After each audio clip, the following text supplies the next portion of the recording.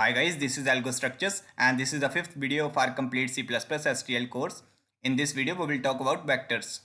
So vectors are basically dynamic size arrays such that they have all the properties same as arrays but they can change their size automatically. If you are from Python background, they are same as list of Python, and if you are from Java background, they are same as array list of Java.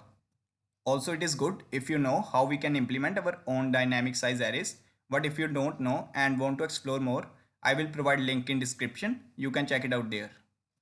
So here is the syntax to create a vector. In Angular brackets, we have to mention the type. It may be primitive type like int, float, double, char, etc. or maybe non-primitive type like pairs, tuples, strings or vector itself. These are the various different ways with which we can declare and initialize vectors. Such that as you can see, if we just declare a vector, then the default constructor will be called and it will create v1 as an empty vector. Or while declaration, we can pass the size and the value. As here we have passed the size 10 and passed the value 5. Such that constructor will create v2 of size 10 and initialize all its values to 5. Or while declaration, we can skip the size. As you can see in the third statement, here we have mentioned only the size 10 such that constructor will be called and it will create v3 of size 10 and initialize it with some default values.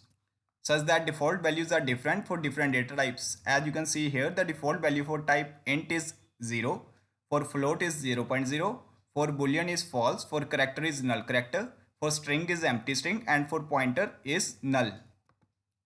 As here we have mentioned the type int, so that constructor will create v3 of size 10 and initialize all its values to 0. Or also while declaration, we can pass some other vector in the to the constructor such that now the default copy constructor will be called and it will create v4 just as same as v2. Also we can assign some other vector to a vector, as here we have assigned vector v2 to v5. Now this statement will create v5 just as same as v2. It is just same as calling the copy constructor. Also, like arrays, we can assign initializer list to the vector. As you can see in the sixth statement, we are assigning an initializer list of size 10 to the v6. This statement will create v6 of size 10 and initialize all its values to the values given in the initializer list. Also, the creation of vector, the empty vector, is an operation of constant time, but the creation of all of these 5 vectors is a big of an operation because in all of these 5 vectors we are initializing the vector such that to initialize its values we have to traverse the vector for a single time. That's why their creation is a big O of an operation. I have also mentioned the complexities here. So next is, there are 3 different ways with which we can traverse a vector. Let's say we have a vector v with values 1, 2, 3, 4, 5. First is, we can traverse them by using the same syntax as arrays, such that we have to use a loop from 0 to size of vector. v.size return the size of vector, and to access the value of vector we have to use a subscript operator just like arrays. This loop is just as same as the arrays. Next is using the range for loop. We can traverse the array. This loop is introduced in C++ 11. If you don't know how this loop works, you can search it on Google. But still, it is a very simple loop. We are just going through the values of vectors such that x first take the value 1 and then it will take the value 2 and then 3 and so on. Also, in place of auto, we can use int such that the values of vector are of type int, but we don't need to use int because auto is a storage class which will automatically detect the type of values, such that here it will automatically detect the values are of type int. So now the third way to traverse over the vector, or we can say iterate over the vector, is using the iterators. So now first we will understand the iterators. Iterators are basically same as pointers. We can use iterators to access the values of vector, to modify their values and to iterate over the vectors. These are the various different functions which return us an iterator. We will discuss all of these functions in a minute, but first, here is the syntax to declare an iterator. This statement will create itr an iterator to vector of type int. It is a long and weird syntax. You don't need to use it even for a single time in your future, because in place of this we can use the auto. As we have discussed auto in for range loop, here also auto will automatically detect the type of itr. So now we can say these two statements are completely same, and we always prefer the second statement because it will save us our time while writing the code. So now we will discuss these functions. The first one is begin. Begin will return as an iterator to the first element. As you can see here, vector v has values 1, 2, 3, 4, 5. So now if we use begin on vector v, it will return as an iterator to this first value. So now itr is an iterator which is pointing to the first element of vector v. To dereference an iterator, or in simple terms we can say to access value of an iterator, we can use the star operator. So now if we use cout star iterator, it will print 1 because itr is an iterator to the first element. Next is the iterators provided by vectors are of random access. What it means is, let's say we want to access the value at index 3 and we have an iterator to the first element.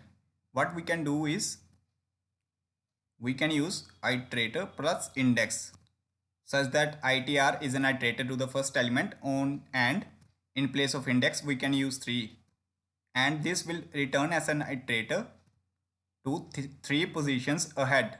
As you can see here, it will return as an iterator 3 positions ahead. 3 positions ahead are 1, 2, 3. Now this will return an iterator to this position, and to access these values what we have to do is we just have to dereference it using the star operator. So what we can conclude is, if here at place of index we use 3, this complete statement will print 3 in the output. The main benefit of random access of iterator is it is a big O of 1 operation, because just like arrays, vectors are also stored contiguously in memory, and just like arrays, rather than traversing the array from 0 to third index, they directly jump to 0 to the third index in a constant time. You can relate this point completely with the arrays. Because arrays provide us random access, we can access any of its values in a constant time. Similarly, internally vectors are also using the simple arrays, and they stored elements in the contiguous memory. That's why the iterators provided by the vectors are of random access, and we can access all its values in the constant time. I mean any of its value in the constant time. Still, if you have any queries why this is a constant time operation, you can ask me in the comments. I'll try my best to explain and resolve your query. Next is the end function. The end function will return as an iterator one position after the last element of vector. As you can see here, now if we call v.end, it will return as an iterator one position after the last element. As here, it will return as an iterator one position after the 5. Now you ask me what is the benefit of that? It will help us while iterating the vector from starting to end. As you can see here, we are starting the loop from v.begin. We are doing iterator plus plus such that the loop will start from here. Then the iterator will move to this position, then to this position, then to 4, then to 5, and then to this position. such that after 5 the iterator will become equal to the iterator returned by the end function. So this loop will print 1, 2, 3, 4, 5, and after that it will becomes equal to the iterator returned by the end function, and then here the loop will terminate. Next are RBegin and REnd. RBegin and REnd are same as begin and end. What they return us a reverse iterator, such that RBegin will return as an iterator to the last element, as here it will return as an iterator to the element with value 5, and REnd will return as an iterator a position just before the first element. It is just like end. We can use RBegin and REnd to traverse the vector in reverse manner.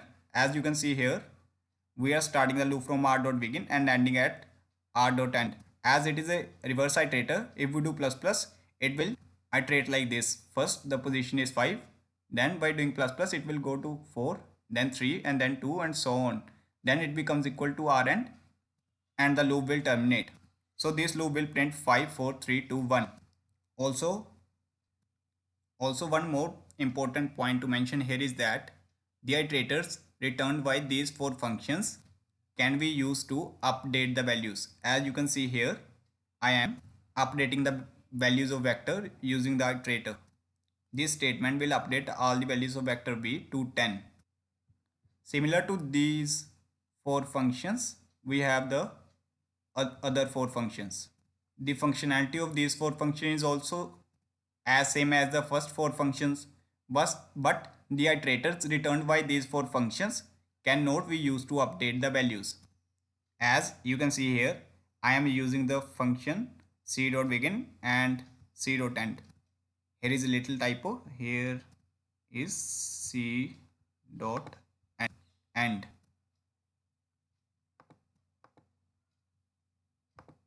So now if here we will try to update the values using the iterator, it will produce errors because the iterators returned by the c.begin and c.end functions are of constant type. We cannot use these iterators to update the values. Also, we really need to use the constant iterators while solving the questions, but still it's good to know about these. Also, the constant iterators are a little bit faster than the simple iterators, and I have seen a lot of good coders code in which they are using the constant iterators, but for now you don't have to care too much. The video is going a little bit long. I think I have to make part 2 for the vector video. Yes, so that's it for the part 1 video of vector, guys. Please like the video and subscribe the channel. If you have any queries, you can ask in the comment section. Thank you. Have a